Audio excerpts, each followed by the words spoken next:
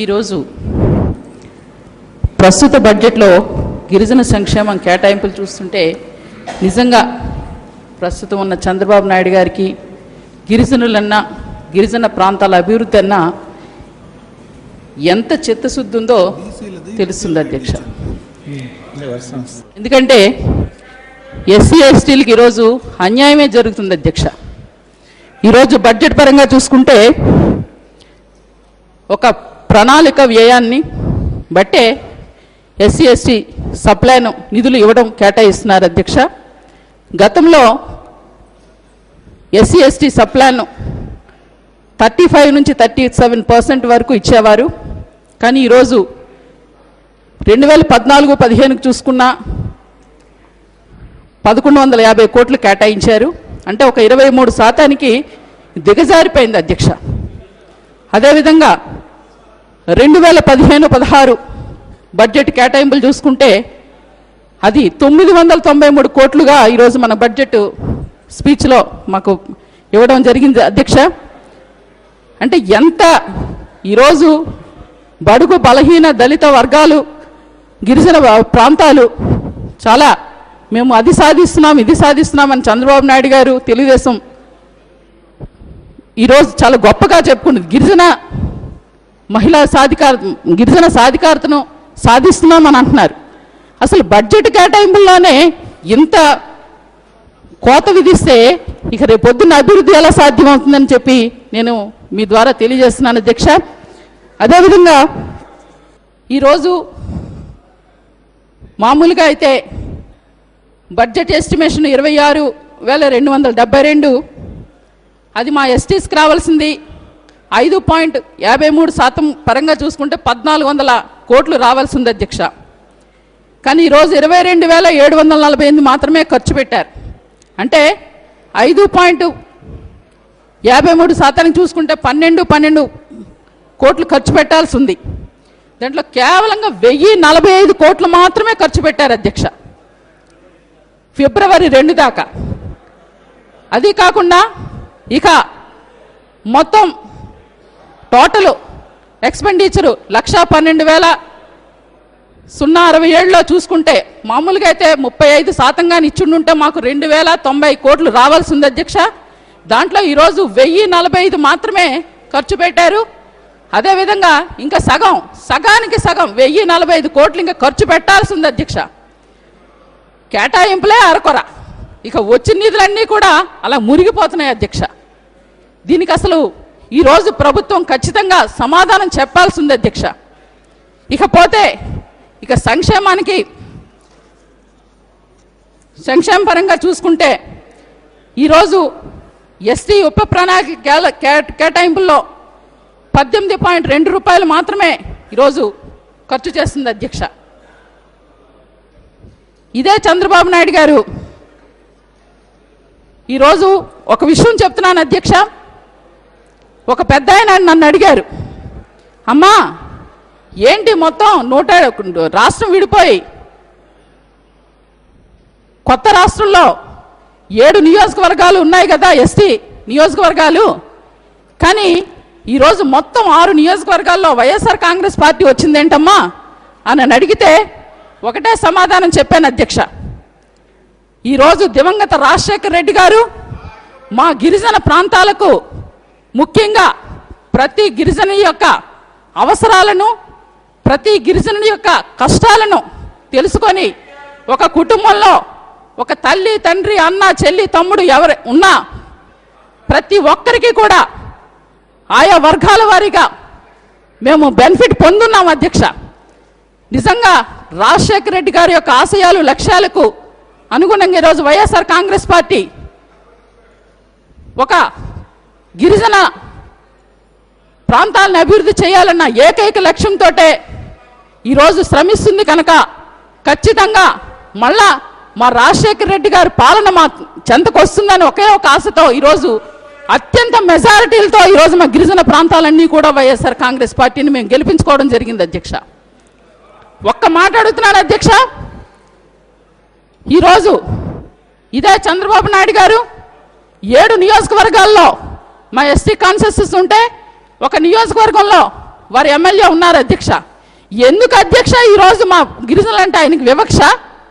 ఎందుకు అధ్యక్ష ఈరోజు మా గిరిజనుల కోసం మా శాఖకు సంబంధించిన ఒక మంత్రిని చేయలేకపోయారని నేను ఈరోజు అడుగుతున్నాను అధ్యక్ష.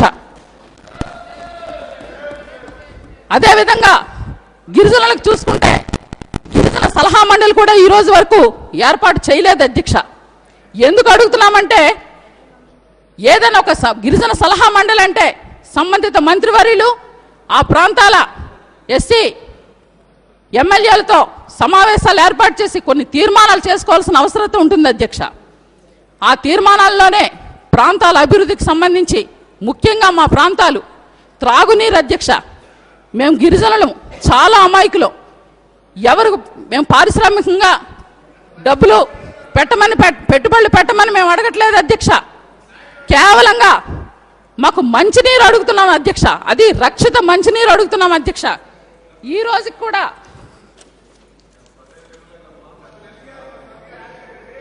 నీళ్లు లేకుండా ఎంతో దూరాల నుంచి కొండ కోనల్లో ఉన్న నీటిని తల మీద దొంతురు వేసుకుంటూ చాలా దూరం నుంచి ఈరోజు నీళ్ళ కొండల్లో కోనల్లో తాగే నీటిని తీసుకురావడం వలన మీరు అందరూ చూస్తున్నారు అధ్యక్ష. మామూలుగా అయితే 3 కాలాలే, ఈరోజు 4వ కాలం కూడా మా ఏజెన్సీ ప్రాంతాల్లో ఉంది అధ్యక్ష. ఎప్పుడు మీకు సీజన్ అంటే రక్షిత మంచినీరు లేకపోవడం వల్లనే ఈరోజు మా ప్రాంతాల్లో డయేరియా, మలేరియా, ఫైలేరియా వంటి విచిత్రమైన వ్యాధులన్నీ కూడా మా ప్రాంతాల్లో వచ్చి ఈరోజు గిరిజన ప్రాంతాలకు వచ్చి ఉద్యోగాలు చేయాలంటేనే ఉద్యోగస్తులు భయపడిపోతున్నారు అధ్యక్ష. దానికి నిదర్శనమే మా హాస్పిటల్స్ అధ్యక్ష. హాస్పిటల్స్లో ఈ రోజు వరకు కూడా ప్రధానమైన మండలాల్లో ప్రధానమైన సిహెచ్సిలో కూడా ఒక డాక్టర్ కూడా వచ్చి ఒక సంబంధిత డాక్టర్ మేము అడిగేది కూడా ఏమడుగుతున్నాం అధ్యక్ష? ఒక గైనకాలజిస్ట్ని, ఒక పీడియాట్రిస్ట్ని, ఒక ఎనస్థిసిస్ట్ని, లేదంటే ఒక 4-5 డాక్టర్లు మా ప్రాంతాల్లో ఉంటే, మేము స్పెషలిస్టులు ఉంటే మా ట్రీట్మెంట్ అవుతుందని మేము అడుగుతున్నాం అధ్యక్ష. కానీ ఈరోజు పరిస్థితి ఎలా ఉందంటే ముఖ్యంగా విశాఖ జిల్లాలో సముద్ర మట్టానికే 3500 ఎత్తులో ఉన్నటువంటి మా ప్రాంతాల్లో ఏ చిన్నది వచ్చినా, ఏ చిన్న రోగం వచ్చినా మేము డైరెక్ట్గా విశాఖపట్నానికి వెళ్ళి ట్రీట్మెంట్ చేసుకోవాల్సిన అవసరం వస్తుంది అధ్యక్ష. వీటన్నిటికీ ఈరోజు చంద్రబాబు నాయుడు గారు అంటున్నారు గిరిజన ప్రాంతాలని నేను 9 ఏళ్ల పాలనలో చాలా ఉద్ధరించానని. నేను ఒక్కటే ప్రశ్నిస్తున్నాను అధ్యక్ష, 9 ఏళ్ల కాలంలో మీరు ఏమైనా చేసి ఉంటుంటే ఈరోజు ప్రజలందరూ ఎందుకు మిమ్మల్ని విస్మరించారని నేను ప్రశ్నిస్తూ ఉన్నాను అధ్యక్ష. ఎందుకు? మరొకటి ఈరోజు పెన్షన్ల అధ్యక్ష వాళ్ళ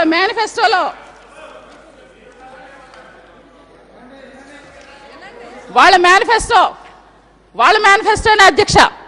ఇది గిరిజన సంక్షేమంలో వాళ్ళ మేనిఫెస్టోలో చెప్పిన అంశాల అధ్యక్ష. గిరిజనులు 50 సంవత్సరాల వయసు కలిగిన పేద గిరిజనులకు 1000 రూపాయల పింఛన్ పథకాన్ని వర్తింపు చేస్తామన్నారు అధ్యక్ష. ఇది వాళ్ళ మేనిఫెస్టోలోనే అధ్యక్ష. కానీ ఈరోజు మా రాజశేఖర్ రెడ్డి గారు 60 సంవత్సరాలకి అప్పట్లో చంద్రబాబు నాయుడు గారు 75 రూపాయలు పెన్షన్ పెడితే మా రాజశేఖర్ రెడ్డి గారు పెద్ద మనసుతో 200 రూపాయలు పెన్షన్ కూడా ప్రతి ఇంటికి మొట్టమొదటి నెల ఫస్ట్ జీతం లాగా పాపం వాళ్ళు ఇంటికి తీసుకెళ్లి ఇచ్చేవారు అధ్యక్ష. కానీ ఈరోజు 1000 రూపాయలు అంటున్నారు అధ్యక్ష. 1000 రూపాయలు 65 సంవత్సరాలకి కుదించారు అధ్యక్ష. 65 సంవత్సరాలు పెడుతూ 50 సంవత్సరాలకి వృద్ధులకు ఇస్తామని చెప్పే పెన్షన్ 65 సంవత్సరాలకి పెడుతూ దాంట్లో కూడా షరతులు పెట్టి కట్ చేస్తున్నారు అధ్యక్ష. ఎందుకంటే 65 సంవత్సరాలు నిండిపోయిన పాపం వృద్ధులు వచ్చి అమ్మ మాకు పెన్షన్ రాలేదంటే అక్కడ 2 కారణాలు ఉన్నాయి అధ్యక్ష. మేము గిరిజనులు తెలియనితనంతో అమాయకతనంతో ఎవరైనా వయసు ఎంతమ్మానని అంటే మేమేమని చెప్తామంటే అక్కడ ఉన్న ప్రజలు తక్కువ చేసి చెప్పుకుంటాం అధ్యక్ష, 40 50 అని. అలా రేషన్ కార్డులోని ఆధార్ కార్డులో తక్కువ వయసు ఉందని చెప్పి 65 70 ఏళ్ళు ఉన్నా సరే ఈరోజు పూర్తిగా పెన్షన్ ఇవ్వకుండా చేశారు అధ్యక్ష. ఇదే 65 సంవత్సరాలు నిండిన వృద్ధులకు ఇవ్వాల్సిన అవసరత ఉన్నా ఈరోజు మీకు 5 ఎకరాల భూమి ఉంది, అలాగే నీ కొడుకు కూతురు కూడా ఉద్యోగాలు చేస్తున్నారు, అందుకనే నీకు పెన్షన్ కట్. ఇలా ఆంక్షలు పెట్టడం ఎంతవరకు ధర్మం అని నేను ప్రశ్నిస్తా ఉన్నాను అధ్యక్ష. అలాగే వికలాంగుల పెన్షన్ అధ్యక్ష, వికలాంగ పెన్షన్లు గతంలో ఏదైనా ఒక డాక్టర్ గారు సర్టిఫికెట్ చేస్తే ఆ సర్టిఫికెట్ తీసుకొని వెళ్ళి ఈయన వికలాంగుడు ఎంత పర్సంటేజ్ ఉందని చెప్పి దానికి తగ్గట్టుగా పెన్షన్ ఇచ్చేవారు అధ్యక్ష. ఈరోజు ఆ సర్టిఫికెట్కి విలువ లేకుండా పోయింది అధ్యక్ష. ఎందుకంటే సదరం క్యాంపులు పెట్టారు అధ్యక్ష.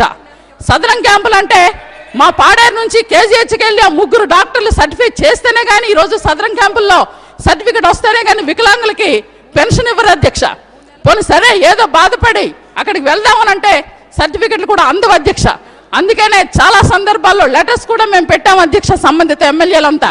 ఈ సదరం క్యాంపుల్ని మండలాల్లో మీరు పెట్టాలని చెప్పి నేను పెట్టడం జరిగింది అధ్యక్ష. ఈరోజు ఒక గిరిజన మహిళ డిమాండ్స్లో మా సమస్యల్ని ఇదే వేదిక అధ్యక్ష. ఒక ప్రశ్నోత్తరాల్లో మావి రావు, అలాగే 0 అవర్స్లో ఇవ్వరు. ఏదో ఇది మా నాయకుడు మాకు ఇచ్చిన అవకాశాన్ని మేము వినియోగించుకుందామంటే ఈరోజు మంత్రివర్యులు గారు నిజంగా ఈ సభా వేదిక ముందు వారు ఇచ్చే క్లారిఫికేషన్ మేము పూర్తిగా మాట్లాడిన తర్వాత మీరు క్లారిఫికేషన్ ఇవ్వండి సార్, మిమ్మల్ని ఇవ్వద్దని చెప్పట్లా. పైగా మేము మీకు పని చేయమనే చెప్తున్నాం, గిరిజన సంక్షేమానికి మీరు పూర్తిగా అభివృద్ధి చెయ్యమని మేము చెప్తున్నాం. కానీ ఈరోజు మాట్లాడే తీరు నిజంగా చాలా బాధ అనిపిస్తుంది అధ్యక్ష. ఎందుకంటే కేవలం ఇంక బడ్జెట్ కేటాయింపుల వరకే మాట్లాడాను అధ్యక్ష. ఇంకా 36 వాళ్ళ బడ్జెట్లోని 36 శాఖల గురించి మాట్లాడాల్సిన అవసరం ఉంది. ఎందుకంటే ఈరోజు వెల్ఫేర్లో ఎస్టీ సంబంధించి ఇటువైపు కానీ అటువైపు కానీ కేవలంగా ఒక్కరికే అవకాశం ఇచ్చారు అధ్యక్ష. ఈ అవకాశాన్ని దయచేసి వినండి. మేము చెప్పేవి వినిన తర్వాత ఏదైనా తప్పు ఒప్పు ఉంటే కనుక తర్వాత మీరు క్లారిఫికేషన్ ఇవ్వడం, నెక్స్ట్ దాన్ని సరిచేసుకొని గిరిజన ప్రాంతాలను అభివృద్ధి చేయడానికి ఇది ఒక మంచి వేదిక కనుక మనం మనస్ఫూర్తిగా ఓపికగా వింటే మంచిదని మీ ద్వారా సభకు మనవి చేసుకుంటున్నాను అధ్యక్ష. ఈరోజు మంత్రివర్యులు అన్నారు ఐటీడీఏలో అవినీతులు జరుగుతున్నా గత ప్రభుత్వాలు అవినీతులు చేసినా మీకు పట్టదా తల్లి అని. నేను ఒక్కటే ప్రశ్నిస్తున్నాను అధ్యక్ష. గత ప్రభుత్వాన్ని వాళ్ళ రోజువారీ రొటీను పదాలు కానీ ఈరోజు ప్రభుత్వం ఈరోజు 9 నెలలు అవుతుంది అధ్యక్ష. ఈరోజు ప్రభుత్వం అవినీతి జరుగుతున్నందుకు మేము ఎమ్మెల్యేలుగా సంబంధిత అధికారులకి మేము తెలియజేయడం అయింది ఆ సబ్జెక్టుల వారీగా. ఇప్పుడు కూడా ఇదిగోండి అధ్యక్ష మీకు ఇస్తున్నాం. సాలూరు ఐటీడీఏలో పార్వతీపురం ఐటీడీఏలో ఇది అవినీతికి సంబంధించిన కాగితాల అధ్యక్ష. దీని మీద పూర్తిగా మీరు ఎంక్వైరీ చేసి ఎవరైతే తప్పు చేశారో శిక్షించండి అధ్యక్ష. కానీ ఈరోజు కేవలంగా మా గిరిజనుల కోసం వచ్చే నిధులు తప్పు మళ్లించొద్దు అని చెప్పి మేము అంటున్నాం. ఇందాక మంత్రివర్యులు ఒకటి అన్నారు, రాజశేఖర రెడ్డి గారు మళ్లించారని. అధ్యక్ష, ఎస్సీ ఎస్టీ సప్లాను ఏప్రిల్ 2013 చట్టమైంది అధ్యక్ష. చట్టం కాకముందు జరిగిన దానికి ఇప్పుడు దానికంటే నాకు తెలిసి రాజశేఖర రెడ్డి గారు 2009లో చనిపోయారు అధ్యక్ష. 2013లో జరిగిన ఈ చట్టాన్ని ఇప్పుడైనా సరే మీరు దారి మళ్లించుకోకుండా ఈ అయ్యే ఖర్చుని సజావుగా చెయ్యండి అనే మేము మీకు విన్నవించుకుంటున్నాం అధ్యక్ష. ఇకపోతే ఇక మెయిన్ త్రాగునీరు అధ్యక్ష. ఈ త్రాగునీరు కోసం ఎక్కువగా మొత్తం ఏజెన్సీ ప్రాంతాలన్నింటిలో కూడా గిరిజన ప్రాంతాలన్నింటిలో కూడా ముఖ్యంగా రక్షిత మంచినీరు కోసం ఎక్కువ కేటాయింపులు చేయాల్సింది ఉంది అధ్యక్ష, చెయ్యలేదు. పైగా రోడ్ల అధ్యక్ష. ఇకపోతే మాది పూర్తిగా పాడేరు అరకు ప్రాంతాలు పూర్తి మావోయిస్టు ప్రభావిత ప్రాంతాలు అధ్యక్ష. ఈ మావోయిస్టు ప్రభావిత ప్రాంతాల్లో ఈరోజు ఖచ్చితంగా రోడ్లు నిర్మాణం కానీ మిగతా నియోజకవర్గాల్లో రోడ్లు అనేది లేకపోవడం వలన మొత్తం రవాణా సౌకర్యాలు లేక నిజంగా నేను మొన్న మా పాడేరు మండలంలోనే ఒక మారుమూల పంచాయతీకి వెళ్ళాను అధ్యక్ష. ఆ ఊరు వెళ్ళాలంటే కేవలంగా ఒక రిజర్వాయర్ని దాటుకొని వెళ్ళాలి అధ్యక్ష. గంట సేపు ఒక నాటు పడవ మీద ప్రయాణం చేస్తే కానీ ఆ పంచాయతీ హెడ్ క్వార్టర్కి వెళ్ళలేని పరిస్థితి అధ్యక్ష. అలాంటివి ఉన్నప్పుడు ఖచ్చితంగా ఏదైతే మా సప్లై నిధుల్లో మాకు వస్తుందో ఆ ప్రాంతాలని అభివృద్ధి చేసి, ఎందుకంటే దశాబ్దాల కాలం అవుతున్నా మాకు తాగడానికి మంచినీరు లేదు, అదేవిధంగా వెళ్ళడానికి రోడ్డు లేదు అధ్యక్ష. ఈరోజు అలాంటి రోడ్ల నిర్మాణం కోసం దయచేసి కేటాయింపులు పెట్టి అన్ని ప్రాంతాలకు కూడా కనీసం మేము కోరుకునేది అదే అధ్యక్ష. రవాణా సౌకర్యం కావాలంటే రోడ్డు ఉండాలి. రోడ్డు ఉంటేనే మేము వైద్యం చేసుకోవడానికి కానీ విద్యను అభ్యసించడానికి కానీ ఇంకేదైనా మా అవసరాలు తీర్చుకోవడానికి అవుతుంది అధ్యక్ష. ఇకపోతే ఇక ఈ రోడ్లన్నీ చూస్తుంటే మేము చాలాసార్లు మా ఎమ్మెల్యేలంతా కూడా సంబంధిత మంత్రివర్యులందరికీ మేము లెటర్స్ పెట్టుకోవడం కూడా జరుగుతుంది అధ్యక్ష. ఈరోజు గిరిజన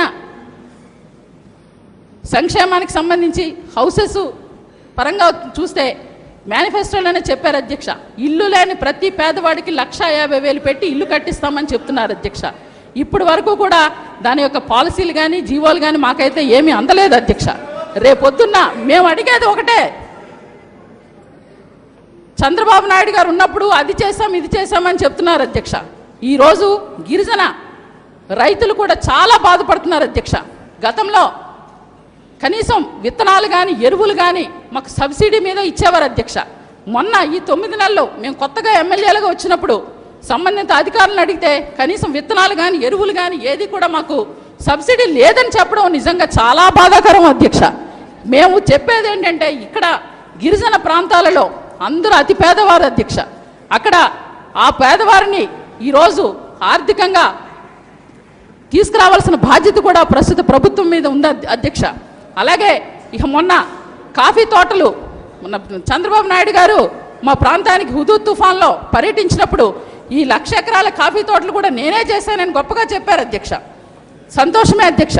కానీ ఆ కాఫీ తోటలు హుదూద్ తుఫాన్లో కొట్టుకొని పోతే వారికి హెక్టార్కి ₹1,00,000 ఇవ్వండి అని చెప్పి మేము డిమాండ్ చేస్తే, ఎందుకంటే సంవత్సరానికి వాళ్ళు 50,000 నుంచి 80,000 రూపాయలు వాళ్ళ ఆదాయం తెచ్చుకుంటారు అధ్యక్ష. దాంట్లోనే అంతర పంటగా మిరియాల తోటలు కూడా ఉంటున్నాయి.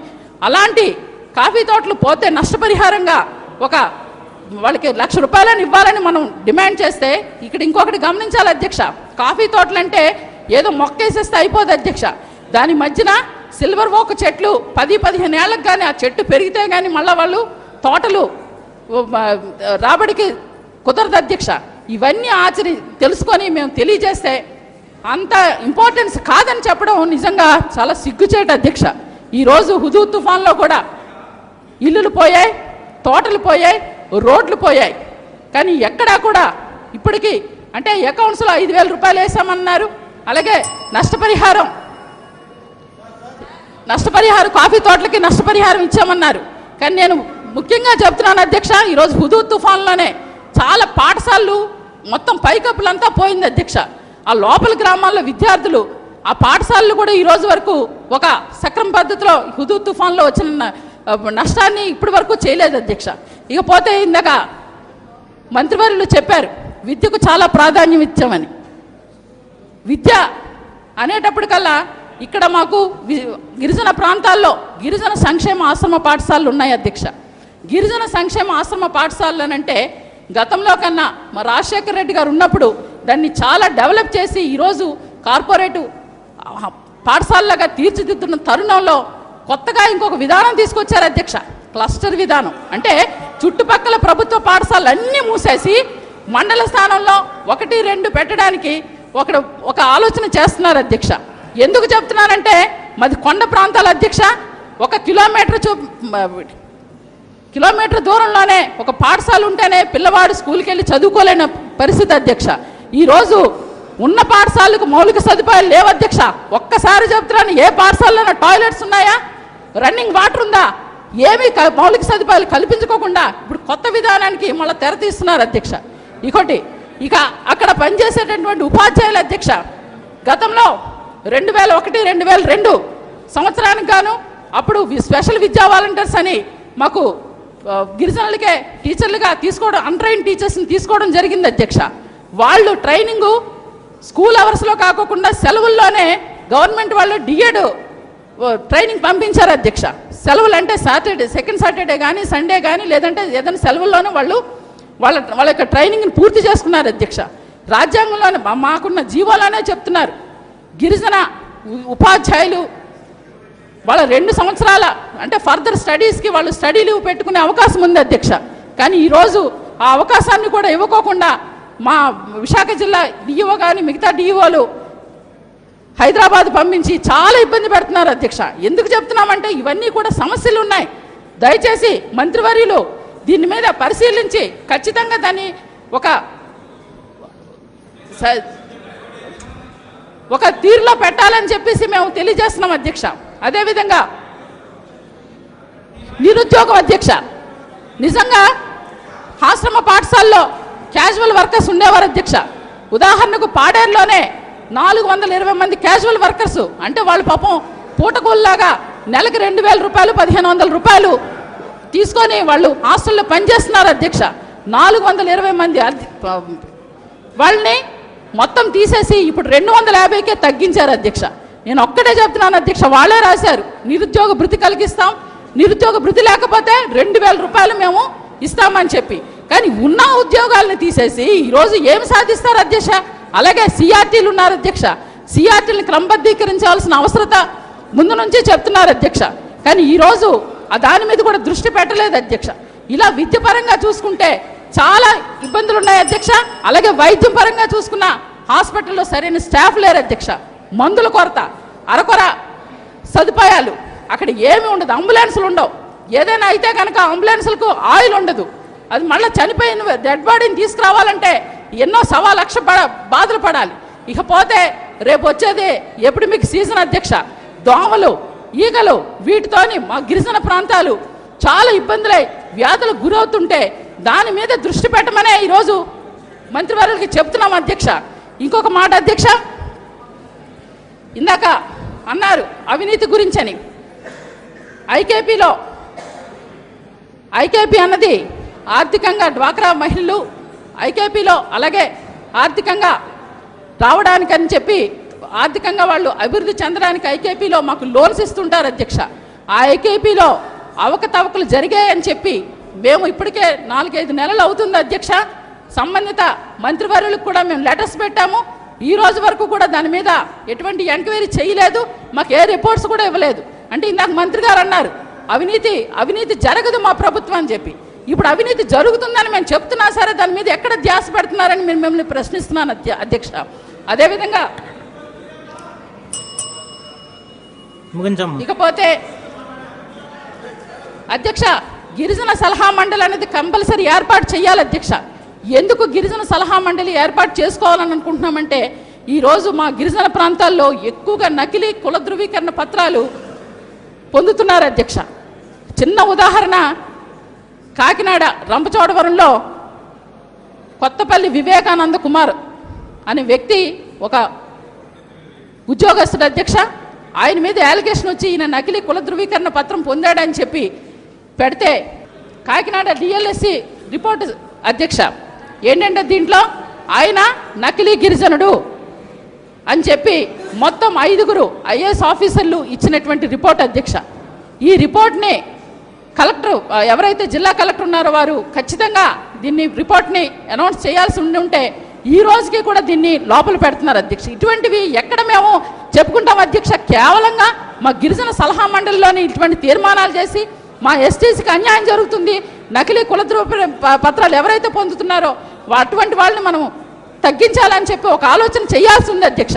ఈరోజు అదేవిధంగా ఐటీడీఎల్లో గవర్నర్స్ బాడీ మీటింగ్స్ పెట్టాలి అధ్యక్ష. ఎందుకు పెట్టాలంటే ఆ ప్రాంతాలలో అభివృద్ధి ఎలా సాగుతుంది, అన్ని అవకతవకలు లేకుండా జరుగుతుందా లేదా అని చెప్పాల్సిన అవసరం ఉంది అధ్యక్ష. కానీ ఈ రోజు వరకు కూడా మా పాడేరులో అయితే గవర్నర్స్ బాడీ మీటింగ్ ఇప్పటి వరకు జరగలేదు అధ్యక్ష. పార్వతీపురం ఎక్కడా కూడా జరగలేదు అధ్యక్ష. అదేవిధంగా ప్రతిదానికి ఆధార్ లింకేజ్ అంటున్నారు అధ్యక్ష. ఇక ఆధార్ లింకేజ్ విషయానికి వస్తే మా ప్రాంతాలలో చాలా మారుమూల ప్రాంతాలు, నెట్వర్క్ ఉండదు అధ్యక్ష. ఆ ప్రాంతాలలో ఆధార్ లింకేజ్ అనేటప్పటికల్లా ఇప్పటికే చాలామంది ఆధార్ లింకేజీలు తీసుకోలేదు. దానికి రేషన్ కార్డులు కూడా చాలామందికి కట్ చేసేశారు. ఒకవేళ కొత్త రేషన్ కార్డులు కూడా ఈ రోజు వరకు కూడా మా ప్రాంతాలకు ఇవ్వలేదు అధ్యక్ష. అది కూడా ఖచ్చితంగా చంద్రబాబు నాయుడు ప్రభుత్వం ప్రత్యేక శ్రద్ధ తీసుకొని మా ప్రాంతాలకు ఇవ్వాల్సిన అవసరం ఉంది అధ్యక్ష. అదేవిధంగా డ్వాక్రా రుణాల మాఫీ అధ్యక్ష, వాళ్లే చెప్పారు డ్వాక్రా రుణాలు మాఫీ చేస్తామని. ఈరోజు గిరిజన మహిళలు ఎంతో కష్టపడి పొదుపు చేసుకొని వాళ్ళు రుణాలు మాఫీ చేస్తుంది అని ప్రభుత్వం ఎంతో ఎదురు చూస్తున్నారు అధ్యక్ష. కానీ ఈ రోజు గురించి కూడా మాఫీ గురించి మాట్లాడలేదు. ఖచ్చితంగా అలాగే వాళ్ళకి వ్యక్తిగతంగా 10,000 రూపాయలు ఇస్తామని చెప్పారు అధ్యక్ష. ఆ 10,000 రూపాయలు కూడా ఈ రోజుకి ఇవ్వడం లేదు అధ్యక్ష. అదేవిధంగా ఈరోజు ఒక్క లాస్ట్ అధ్యక్ష, బ్యాక్లాగ్ పోస్టులు భర్తీ అధ్యక్ష ఎక్కడ జరిగింది అధ్యక్ష? 9 నెలల్లో బ్యాక్లాగ్ పోస్టులు ఎక్కడ వాళ్ళు ఇచ్చారు అధ్యక్ష? ఎక్కడా కూడా ఇవ్వలేదు. ఇంకొక మాట ఇందాక మంత్రి వాళ్ళు ఒక మాట అన్నారు, బాక్సైట్ గురించి ఎత్తారు అధ్యక్ష. నిజంగా ప్రపంచ ఆదివాసీ దినోత్సవం మాకు Vishnukumar sir sir sir sir sir ఒక్క నిమిషం సార్ అయిపోతుంది సార్ అయిపోతుంది. ప్రపంచ ఆదివాసీ దినోత్సవం ఆగస్టు 9వ తారీఖున విశాఖపట్నంలో చాలా ఘనంగా జరిపారు అధ్యక్ష. ఈ ప్రభుత్వం జరిపి అదే ఆదివాసీల్ని మనోభావాల్ని దెబ్బతినేటట్టుగా బాక్సైట్ తవ్వుతామని చెప్పి అనౌన్స్మెంట్ చేయలేదని నేను ఈ సభాపూర్వకంగా మిమ్మల్ని అడుగుతున్నా ఉన్నా. ఈరోజు అదే బాక్సైట్ మీద మా మహిళల్ని మభ్యపెట్టి డ్వాక్రా మహిళలకు 25% ఇస్తామని చెప్పి ఒక మోసపూరితమైన ఆలోచనలు పెట్టి ఈరోజు మా ప్రాంతాల్లో ఉన్నటువంటి ఖనిజ సంపదను బడ్జెట్లో కూడా రాయడం జరిగింది అధ్యక్ష. ఖనిజ సంపదను మేము తవ్వుతామని చెప్పి ఇదే వేదిక మేము చెప్తున్నాం అధ్యక్ష. లాస్ట్ అండ్ ఫైనల్ అధ్యక్ష, ఇదే ఖనిజాలను కానీ తవ్వితే మా గిరిజనుల యొక్క మనోభావాలను దెబ్బతీసి బాక్సైట్ తవ్వకాలే జరిపితే మేము ఖచ్చితంగా దాన్ని ఎదుర్కొంటాం. ఇదే ప్రభుత్వానికి బుద్ధి చెప్తామని కూడా మేము తెలియజేస్తున్నాం అధ్యక్ష. ఇంకొక మాట అధ్యక్ష, దయచేసి అధ్యక్ష, ఇప్పుడు మా ప్రాంతాల్లో షెడ్యూల్ అధ్యక్ష, షెడ్యూల్ నాన్ షెడ్యూల్ అంటే కొండ ఎగువనున్న ప్రాంతాలన్నీ షెడ్యూల్ ఏరియాలు, కొండ దిగువన ఉన్నవన్నీ కూడా నాన్ షెడ్యూల్ ఏరియా ప్రాంతాలు అంటారు అధ్యక్ష. ఈ నాన్ షెడ్యూల్లో కూడా అచ్చమైన గిరిజనులే ఉంటున్నారు అధ్యక్ష. కానీ అచ్చమైన గిరిజనులకి ఎక్కడా కూడా వాళ్ళు మీదనున్న కొండ మీద ఉన్న గిరిజనుల యొక్క రాయితీలు కానీ సంక్షేమ పథకాలు కానీ సరిగ్గా వాళ్ళకి అందుబాటు అవ్వట్లేదు అధ్యక్ష. దాని గురించి కూడా ఈరోజు ప్రభుత్వం ఆలోచించాల్సిన అవసరం ఉందని చెప్పి మీకు వినవి చేసుకుంటున్నాను అధ్యక్ష. అలాగే కళ్యాణ పథకం అన్నారు అధ్యక్ష. గిరిపుత్రిక కళ్యాణ పథకంలో 50,000 రూపాయలు ఇస్తున్నామన్నారు. అలాగే కులాంతర వివాహాలు చేసుకున్న గిరిజన యువతికి 50,000 ఇస్తామని చెప్పారు. ఈరోజు ఎప్పుడో ఇవ్వాల్సినవి కూడా పెండింగ్లోనే ఉన్నాయని చెప్పి మీకు తెలియజేస్తున్నాం. ఖచ్చితంగా మీరు ఇది ఎటువంటి కార్యక్రమాలు చేస్తే మేము హర్షిస్తాం, కానీ దానికి తిలోదకాలు పలికితే మాత్రం ఖచ్చితంగా మేము ఎదుర్కొంటామని తెలియజేస్తున్నాను అధ్యక్ష. ఇంకొక సార్ అధ్యక్ష ఒక్క నిమిషం లాస్ట్ కృష్ణకుమార్ రాజు గారు.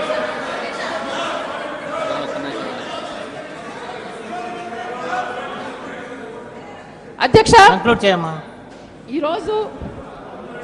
ఈరోజు నిజంగా చెప్తున్నారు రాజశేఖర రెడ్డి గారు వారసులని. ఎస్, గిరిజనులంతా మేము రాజశేఖర రెడ్డి వారసులని మేము గొప్పగా చెప్పుకుంటున్నాం అధ్యక్ష. ఎందుకంటే ఈరోజు మా కష్టాలను ఆయన తెలుసుకున్నాడు, మా సమస్యలను పరిష్కారం చేశారు. ఈరోజు ప్రతి కుటుంబం కూడా ఇప్పటికీ ప్రాంతాలకు రండి అధ్యక్ష, ఖచ్చితంగా రాజశేఖర రెడ్డి గారు మాకు ఏం చేశారో అందుకని ఆయన ఫోటోలను కానీ ఆయన విగ్రహాలను పెట్టి మేము పూజిస్తాం అధ్యక్ష. రాజశేఖర రెడ్డి గారిని దేవుడిగా ఇంకో అధ్యక్ష అటవీ హక్కు చట్టాన్ని తీసుకొచ్చి ఈరోజు 20.6 లక్షల ఎకరాలు మా గిరిజనులకి పట్టాలు చేయించారు అధ్యక్ష. ఇవన్నీ రాజశేఖర రెడ్డి గారు నడిచే బాటలో 6,50,000 భూములు కూడా ఇచ్చారు అధ్యక్ష. అలాగే లోన్లు ఇచ్చారు అధ్యక్ష, పెన్షన్లు ఇచ్చారు అధ్యక్ష. అదేవిధంగా ఇవన్నీ మీరు చేయండి, చేసి అప్పుడు మీరు నిరూపించుకోండి అని చెప్పి ఈ ప్రభుత్వాన్ని మీ ద్వారా తెలియజేస్తున్నారు.